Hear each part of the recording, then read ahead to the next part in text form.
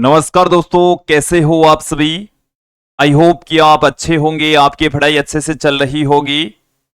आज हम 11th के स्टूडेंट्स के लिए फिजिक्स से रिलेटेड वीडियो लेकर आए हैं। इस वीडियो में हम सेकंड चैप्टर सरल रेखा में गति से संबंधित कुछ छोटे छोटे टॉपिक्स, छोटी छोटी टर्म्स लेकर आए हैं, बेसिक जानकारी लेकर आए हैं।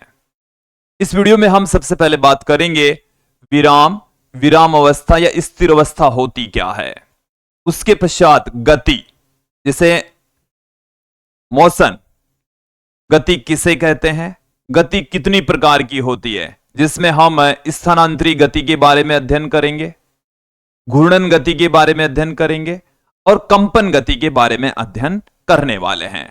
उसके पश्चात विमा के आधार पर या दिशा के आधार पर गति के प्रकार, जिसमें हम एक विमीय गति, द्विविमीय गति और त्रिविमीय गति का अध्ययन करने वाले हैं। विद्यार्थियों, यदि आप हमारे YouTube चैनल पर नए हैं तो चैनल को सब्सक्राइब कर लीजिए, साथ में बेल आइकन भी दबा दीजिए ताकि आपको आगे की वीडियोस की नोटिफिकेशन मिलती रहे। अब मैं इस वीडियो को स्टार्ट करता हूं। सबसे पहले हम बात करेंगे रेस्ट। विराम अवस्था क्या होती है, इसे समझने के लिए हमें थोड़ी सी बेसिक जानकारी जो हमने लास्ट वीडियो में पढ़ी है उसे याद करना होगा। थोड़ा सा मैं आपको रिवाइज करवा देता हूं। लास्ट वीडियो में हमने निर्देश तंत्र के बारे में पढ़ा, फ्रेम ऑफ रेफरेंस के बारे में पढ़ा। फ्रेम ऑफ रेफरेंस होती क्या है, पहले वो मैं आपको बता देता हूं। देखिए, निर्देश तंत्र एक ऐसा निकाय या तंत्र होता है जिसमें किसी कण की स्थिति और गति का अध्ययन किया जाता है, निर्देश तंत्र कहलाता है। हमारे सिलेबस में कार्तीय निर्देश तंत्र है, कार्टेशियन कोऑर्डिनेट सिस्टम, कार्तीय निर्देश तंत्र। और कार्तीय निर्देश तंत्र में भी हमने दो प्रकार बताए हैं, 2 डायमेंशनल कोऑर्डिनेट सिस्टम 2D और 3D। फिलहाल मैं आपके सामने 2D द्विविमीय निर्देश तंत्र रखने वाला हूं, उसका डायग्राम आपके सामने बनाने वाला हूं। देखिए, द्विविमीय निर्देश तंत्र में होता क्या है, 2 एक्सिस होती है, 2 एक्सिस। इसे हम कहते हैं एक्स एक्सिस और इसे हम कहते हैं वाई एक्सिस। एक्स एक्सिस और वाई एक्सिस दोनों एक दूसरे के लंबवत होती है। दोनों का जो प्रतिच्छेद बिंदु होता है उसको हम मूल बिंदु कहते हैं। इसे क्या कहा जाता है, मूल बिंदु। अंग्रेजी में इसको ओरिजिन कहते हैं, ओ से रिप्रेजेंट करते हैं। अब देखिए, हमने इसके अंदर किसी बिंदु P को दिखाया, ये बिंदु P है और ये इसके कोऑर्डिनेट कहलाते हैं। एक्स और वाई क्या कहलाते हैं, कोऑर्डिनेट। बिंदु P पर पहुंचने के लिए हमें एक्स एक्सिस के ऊपर एक्स दूरी चलनी पड़ेगी और वाई एक्सिस के ऊपर वाई दूरी चलनी पड़ेगी। ये कहलाते हैं इसके निर्देशांक। क्या कहलाते हैं, निर्देशांक। तो ये जो निर्देशांक हैं यही किसी कण की स्थिति को बताते हैं। भाई, कोई कण कहां पर मौजूद है उसकी स्थिति का कहां से पता चलता है, निर्देशांकों से पता चलता है। तो किसी कण की स्थिति को व्यक्त करने के लिए हमें निर्देश तंत्र की आवश्यकता होती है कि बिंदु P कहां मौजूद है, बिंदु P की स्थिति कहां है, तो उसको एक्स वाई की फॉर्म में निर्देशांकों के रूप में लिखकर उसको प्रदर्शित करते हैं। ओके। अब यदि कण स्थिर अवस्था में है तो उसकी स्थिति में कोई बदलाव नहीं होगा। स्थिति में बदलाव नहीं होने का मतलब है उनके निर्देशांकों में कोई बदलाव नहीं होगा। और यदि कण गति कर रहा है तो उसके निर्देशांक बदल जाएंगे, उसकी स्थिति में परिवर्तन हो जाएगा। क्योंकि इस कण को देखने वाला एक होता प्रेक्षक, ऑब्जर्वर। ऑब्जर्वर यहां बैठा है। ऑब्जर्वर कहां बैठा है, मूल बिंदु के ऊपर बैठा होता है, जिसे हम हिंदी में प्रेक्षक कहते हैं, अंग्रेजी में ऑब्जर्वर कहा जाता है। तो प्रेक्षक बैठा बैठा यहां से देख रहा है, तो उसको ये वाला बिंदु P है वो एक्स वाई स्थिति के ऊपर नजर आ रहा है। बिंदु P पर पहुंचने के लिए उसे एक्स एक्सिस के ऊपर एक्स दूरी और वाई एक्सिस के ऊपर वाई दूरी तय करनी होगी। ठीक है। अब यहां पर ही बैठा रहेगा, उसमें कोई बदलाव नहीं आएगा। प्रेक्षक स्थिर है। प्रेक्षक क्या है, स्थिर अवस्था में। यह गति भी कर सकता है तो यह निर्देश तंत्र भी गति करेगा। उससे अपने को उतना आगे नहीं बढ़ना। फिलहाल आपको यह समझना है कि प्रेक्षक देखने वाला किसी कण की स्थिति और गति को देखने वाला यहां पर बैठा होता है, प्रेक्षक कहलाता है। ये बिंदु P को देख रहा है, ठीक है, तो उसकी स्थिति उसको पता है और निर्देशांकों से उसको पता चलती है। अब क्या है, विराम अवस्था किसे कहेंगे कि यदि किसी कण की, आपके पास में कोई कण है, कोई पिंड है और उसकी स्थिति में समय के साथ में कोई बदलाव नहीं होता, कोई परिवर्तन नहीं होता, तो उसे हम विराम में कहेंगे। उस कण को किस में कहा जाएगा? विराम में कहा जाएगा, रेस्ट में कहा जाएगा। बात समझ आ जानी चाहिए, क्लियर हो जानी चाहिए कि यदि किसी कण या पिंड की स्थिति में समय के साथ कोई बदलाव नहीं हो, समय के साथ कोई परिवर्तन नहीं होता है, तो वह वस्तु विराम में कहलाती है। वह वस्तु किस में कहलाएगी? विराम में कहलाएगी। तो देखिए डेफिनेशन क्या है, यदि किसी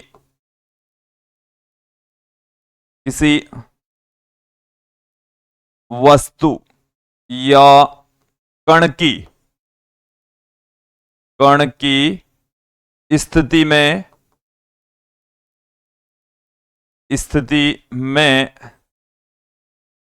समय के साथ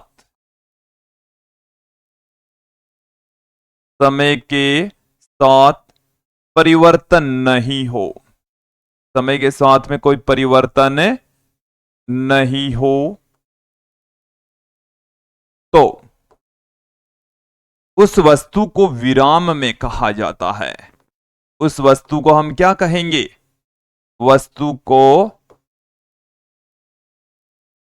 विराम में कहा जाता है। अंग्रेजी में इसको रेस्ट कहेंगे। अंग्रेजी में इसको क्या कहेंगे? रेस्ट कहेंगे। तो ये किसी कण की एक स्थिति है, इसको हम विराम अवस्था भी कह देते हैं। विराम अवस्था,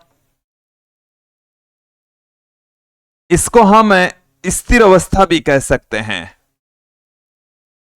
और क्या कहा जा सकता है? इसको स्थिर अवस्था में भी कहा जा सकता है। ओके, विराम अवस्था में या स्थिर अवस्था में इसको कह सकते हैं, कहा जा सकता है।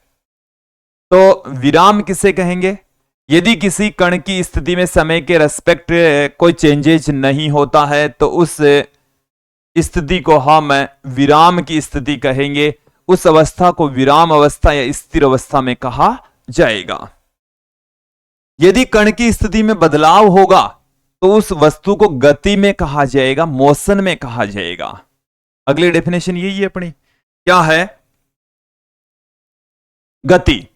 तो गति किसे कहेंगे? कि यदि किसी कण की स्थिति में समय के साथ परिवर्तन होता हो, तो उस वस्तु को गति में कहा जाएगा। उस वस्तु को किस में कहा जाएगा? गति में कहा जाएगा, मोशन में कहा जाएगा। सीधी सी डेफिनेशन है, सिंपल सी डेफिनेशन है। क्या है, मैं आपके सामने रख देता हूं। यदि किसी वस्तु की स्थिति में, यदि किसी वस्तु की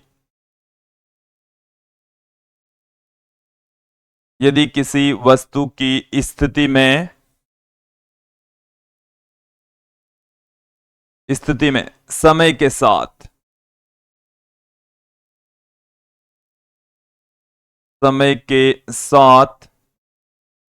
परिवर्तन हो, समय के साथ परिवर्तन हो, तो उस वस्तु को गति में कहा जाता है। उस वस्तु को गति में, गति का मतलब हो गया मोशन, गति का मतलब मोशन में कहा जाता है, मोशन में कहा जाता है। यह डेफिनेशन है, आसान सी परिभाषा है। उस वस्तु को किस में कहा जाएगा? गति में कहा जाएगा, मोशन में कहा जाएगा। अब ये जो गति आप देख रहे हैं, ये कब होगी? जब समय के रेस्पेक्ट उसकी स्थिति में बदलाव आए, स्थिति में परिवर्तन आए।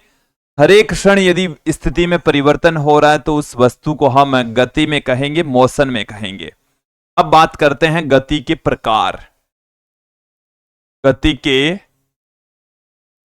प्रकार, तो देखिए गति मेनली 3 प्रकार की होती है। कितने प्रकार की होती है? 3 प्रकार की गति है। पहला जो प्रकार है वो हमारे पास में है स्थानांतरीय गति। पहला कौन सा है? स्थानांतरीय गति।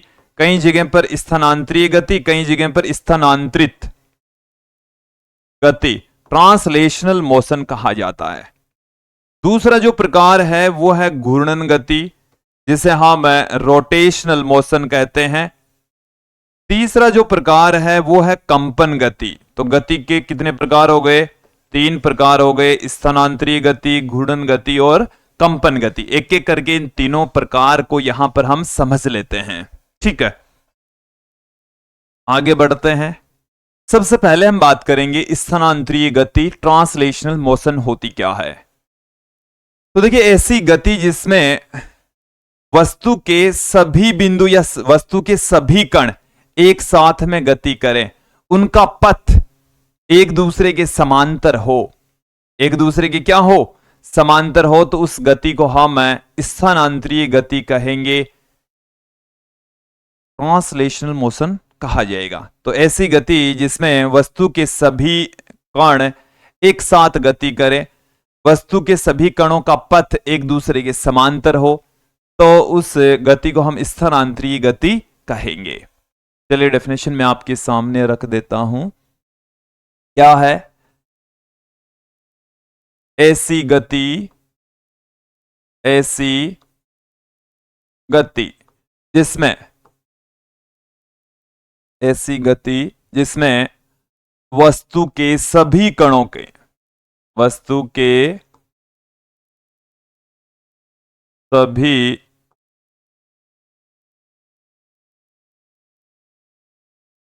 कणों का पथ एक दूसरे के समांतर हो, एक दूसरे के समांतर हो। पथ क्या होना चाहिए?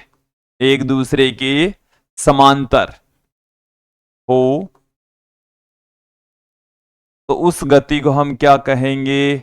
स्थानांतरीय, स्थानांतरीय गति कहलाती है। उस गति को हम क्या कहेंगे? स्थानांतरीय गति कहेंगे। उस गति को स्थानांतरीय गति, ट्रांसलेशनल मोशन कहा जाता है। यहां पर मैं ले लेता हूं, ये हमारे पास में वस्तु है। इस वस्तु को, वस्तु से एक और वस्तु बना लेंगे, एक और वस्तु बना लेंगे। ये मैंने 3 बना लिए हैं, 4 बना लेते हैं। इसको एक को मैं रख देता हूं यहां पर, एक को मैं रख देता हूं यहां पर। समझना ही तो है अपन को। एक को मैं ले लेता हूं यहां पर। ठीक है, अब हम क्या कर रहे हैं? ये वस्तु है और इस वस्तु के ऊपर हम 2 बिंदु लेकर चलेंगे और दोनों बिंदुओं का पथ ऐसे दिखाएंगे हम आपको। भाई ये 2 बिंदुओं का बिंदु पथ है, यहां पर भी एक दूसरे के समांतर है। अभी मैं समझाऊंगा आपको कैसे।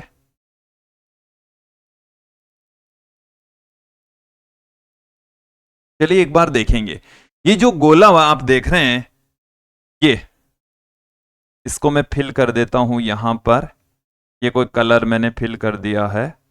ठीक है, यहां पर भी मैं कलर फिल कर देता हूं और यहां पर भी मैं इसमें कलर फिल कर देता हूं। यहां पर भी हम इसमें कलर फिल कर देंगे। ये हमारे पास में इसकी 4 स्थितियां दिखाई है मैंने। वस्तु की कितनी स्थितियां दिखाई है? 4 स्थितियां दिखाई है। ये हमारे पास में है वस्तु, ये हमारे पास में है वस्तु, और वस्तु के ऊपर मौजूद है 2 बिंदु A और B। ये उनका पथ है। तो पहले यहां से इस स्थिति के अंदर आई, ये पहली स्थिति है, ये दूसरी स्थिति। मैंने अलग अलग स्थितियों के अंदर इस वस्तु को आपको दिखाया है। ठीक है, तो यहां से जब ये यहां गई तो इसमें जो 2 बिंदु हमने लिए हैं A और B, उन दोनों का बिंदु पथ है वो एक दूसरे के समांतर है, और मैंने यहां पर समांतर दिखाया भी है। ये A है, ये B है, और इनका पथ एक दूसरे के समांतर है। ये हमारे पास में है A और ये हमारे पास में है B। एक दूसरे के समांतर बिंदु पथ हैं। ठीक है, तो ऐसी गति को हम क्या कहेंगे? ट्रांसलेशनल मोशन कहा जाएगा, स्थानांतरीय गति कहा जाएगा। ओके, इसके बाद में आगे बढ़ते हैं, बात करेंगे घूर्णन गति। घूर्णन गति में क्या है कि पिंड है वो एक निश्चित अक्ष के सापेक्ष घूमेगा, एक निश्चित अक्ष के रेस्पेक्ट घूमता है, वृत्ताकार पथ पर चक्कर लगाता है, तो उस गति को हम घूर्णन गति कहेंगे, रोटेशनल मोशन कहा जाएगा। तो सबसे पहले मैं डेफिनेशन आपके सामने रख देता हूं। ऐसी गति जिसमें पिंड एक निश्चित अक्ष के सापेक्ष, एक निश्चित अक्ष के सापेक्ष, एक निश्चित अक्ष के सापेक्ष वर्ताकार पथ में घूमता है। वर्ताकार पथ में घूमता या सिर्फ घूमता है? सापेक्ष वर्ताकार पथ में घूमता है, तो उस गति को हम घूर्णन गति कहेंगे। उस गति को क्या कहा जाएगा? घूर्णन गति कहेंगे, घूर्णन गति कहलाती है। ओके, अब देखिए इसके एग्जाम्पल्स की बात करें तो जैसे पंखे की गति, पंखा है वो क्या है? घूर्णन गति करता है। पंखे की गति, पंखा है वो इस तरीके से घूमता है, वो एक निश्चित अक्ष के रेस्पेक्ट घूम रहा है, तो उसकी गति को हम घूर्णन गति कहेंगे। क्या कहा जाएगा? घूर्णन गति कहा जाएगा। ओके, जैसे आपने देखा होगा आपके जो घास काटने वाली मशीन होती है, इसमें एक हत्था होता है, इस तरीके से घुमाया जाता है, घूर्णन गति होती है। और जो सिलाई की मशीन होती है उसमें भी एक गोल राउंड एक चक्का होता है, उसमें भी हत्थे से इस तरीके से घुमाया जाता है, तो वो जो गति है वो घूर्णन गति होती है, रोटेशनल मोशन होती है। मैं यहां पर स्थानांतरित गति के एग्जांपल्स की बात करूं तो स्थानांतरित गति में ट्रेन की गति, इसकी गति, ट्रेन की गति है, या जैसे हम यहां पर बात करें किसी पिंड को स्वतंत्रता पूर्वक छोड़ दे तो वो जब नीचे गिरेगा तो उसकी जो गति होगी वो भी स्थानांतरीय गति ही होगी। अब है तीसरा पार्ट, कंपन गति, वाइब्रेशनल मोशन। इसमें क्या होगा? कण है वो एक निश्चित स्थिति के आगे पीछे गति करेगा, आगे पीछे गति कर रहा है, तो उस गति को हम कंपन गति, वाइब्रेशनल मोशन कहा जाएगा। ओके, इर्द गिर्द गति करे, मध्य स्थिति के आगे पीछे गति करे, तो उस गति को हम वाइब्रेशनल मोशन कहेंगे, कंपन गति कहा जाएगा। तो ऐसी गति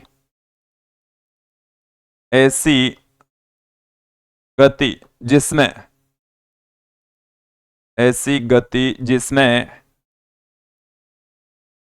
कण, या कण के स्थान पर आप ले सकते हैं पिंड, मध्य स्थिति के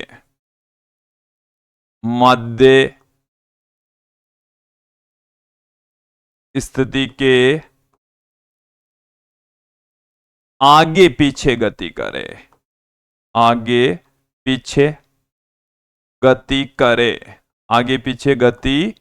करे, क्या कहलाती है? कंपन गति कहलाती है। कंपन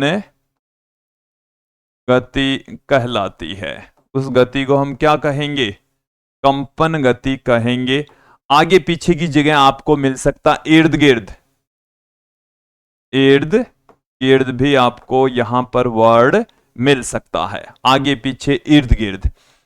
जैसे एक एग्जाम्पल इसमें मैं आपको बता देता हूं कि हमारे पास में ये कोई दृढ़ आधार है, ये क्या है? दृढ़ आधार, और यहां से इस दृढ़ आधार से एक स्प्रिंग इस तरीके से जुड़ी हुई है, ऐसे एक स्प्रिंग जुड़ी हुई है, और इस स्प्रिंग से यहां पर हमारे पास में ये पिंड जुड़ा हुआ है, अब यदि इस पिंड को थोड़ा सा विस्थापित करके छोड़ दें तो ये पिंड देखो पहले इधर जाएगा, फिर ऐसे आएगा, फिर ऐसे जाएगा, ऐसे आगे पीछे गति करेगा। इस स्थिति को हम कहते हैं मध्य स्थिति। इस स्थिति को हम क्या कहते हैं? मध्य स्थिति कहा जाता है।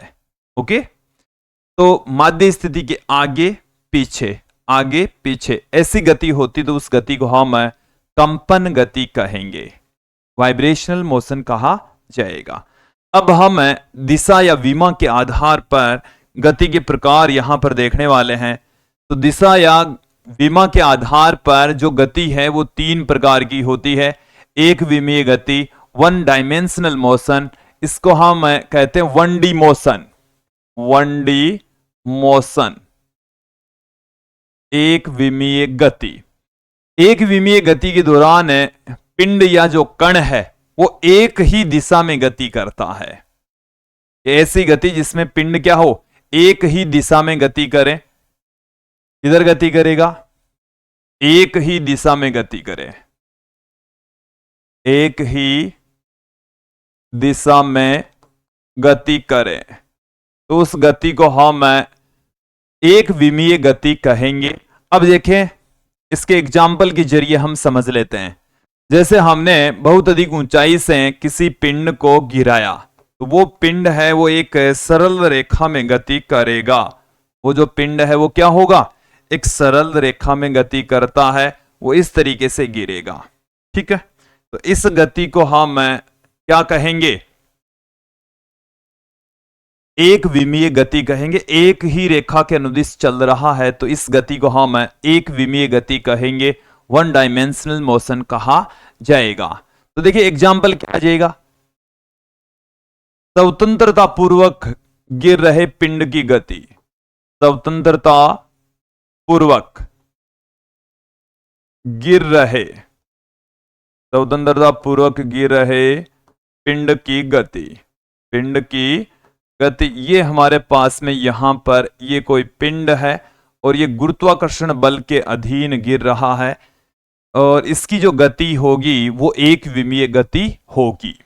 ओके, आगे बढ़ते हैं। अब मैं यहां पर बात करूंगा द्विविमीय गति, 2 डायमेंशनल मोशन। 2 डायमेंशनल मोशन को हम शॉर्ट में 2D मोशन भी कहते हैं। क्या कहते हैं? 2D motion, 2 dimensional motion. इसमें जो कण है वो एक तल में गति करता है, 2 दिशाएं। और फिजिक्स में 2 दिशाओं का मतलब है कि वो एक्स एक्सिस और वाई एक्सिस दोनों दिशाएं एक साथ में शामिल है। वहां पर एक साथ शामिल है तो वो एक तल में गति करता है। जैसे यहां पर बोर्ड के तल पर कोई कण गति कर रहा है, कीड़ा मकोड़ा गति कर रहा है, तो उस गति को हम 2 डायमेंशनल मोशन, द्विविमीय गति कहेंगे। कि यदि कण किधर गति करें? यदि कण या हम ले सकते हैं पिंड किसी समतल में गति करें, किसी समतल में गति करें। यदि कण या पिंड समतल में गति करता है तो उस गति को हम द्विविमीय गति कहेंगे, 2 डायमेंशनल मोशन कहा जाएगा। ठीक है, अब देखें इसके एग्जाम्पल की बात करें तो यहां पर प्रक्षेप्य गति, प्रक्षेप्य स्पेलिंग सही नहीं लग रही है मुझे, प्रक्षेप गति लिख देता हूं मैं इसको, प्रक्षेप गति, प्रोजेक्टाइल मोशन। देखो क्या है, यदि हम समतल से, हमारे पास में ये समतल है और यहां से किसी पिंड को इस तरीके से आप फेंकें, ऐसे फेंक देते हैं, हम ही फेंक देते हैं ऐसे, तो ये जो गति है वो एक तल में हो रही है। किसमें होगी? एक तल में होगी। इस तरीके से एक तल बनेगा और इस तल में ही गति करता है। किसी पिंड को फेंकेंगे तो वो ऐसे जाकर गिरेगा, भाई वो ऐसे ही जाएगा, ऐसे जाते जाते ऐसे नहीं होगा या ऐसे नहीं होगा। ये बात समझ रहे हैं आप लोग? तो एक तल में यहां पर गति होगी, इस गति को प्रक्षेप्य गति कहा जाता है। और जैसे मैदान के अंदर कोई व्यक्ति घूम रहा है, मैदान के अंदर क्या है, कोई व्यक्ति घूम रहा है, तो उसकी गति को हाँ मैं समतल में गति, समतल में व्यक्ति की गति, समतल में कोई व्यक्ति यदि घूम रहा है तो उस गति को हाँ मैं द्विविमीय गति कहेंगे, 2D मोशन कहा जाएगा। लास्ट जो पार्ट है वो हमारे पास में है त्रिविमीय गति, 3 डायमेंशनल मोशन, 3D मोशन। इसको हम क्या कहते हैं, 3D मोशन। और इसमें जो कण है वो आकाश में गति करता है, स्वतंत्र रूप से विचरण करता है, तो उस गति को हम त्रिविमीय गति कहेंगे। ऐसी गति जिसमें कण या पिंड या वस्तु आकाश में स्वतंत्र रूप से गति करें, आकाश में गति करें, आकाश में क्या करें, गति करती, तो उस गति को हम त्रिविमीय गति कहेंगे। एग्जाम्पल की बात करूं तो यहां पर कीट पतंगे की गति, कीट पतंगे की जो गति होती है, या कोई लड़ाकू विमान आकाश में उड़ रहा है तो उसकी जो गति होती है वो त्रिविमीय गति होती है। तो विद्यार्थियों ये थी दिशा के आधार पर गति के प्रकार, जिसमें हमने एक विमीय गति, द्विविमीय गति और त्रिविमीय गति तीनों यहां पर देखी, समझी। और मुझे उम्मीद है कि आज का ये जो सिंपल सा वीडियो है वो आपको अच्छे से समझ में आया होगा। नेक्स्ट वीडियो में मैं एक और सिंपल से टॉपिक दूरी और विस्थापन की चर्चा करेंगे। अगले वीडियो में दूरी और विस्थापन दोनों समझने वाले हैं, अच्छे से समझने वाले हैं। नेक्स्ट वीडियो में फिर मिलते हैं। आज के लिए इतना ही। धन्यवाद दोस्तों।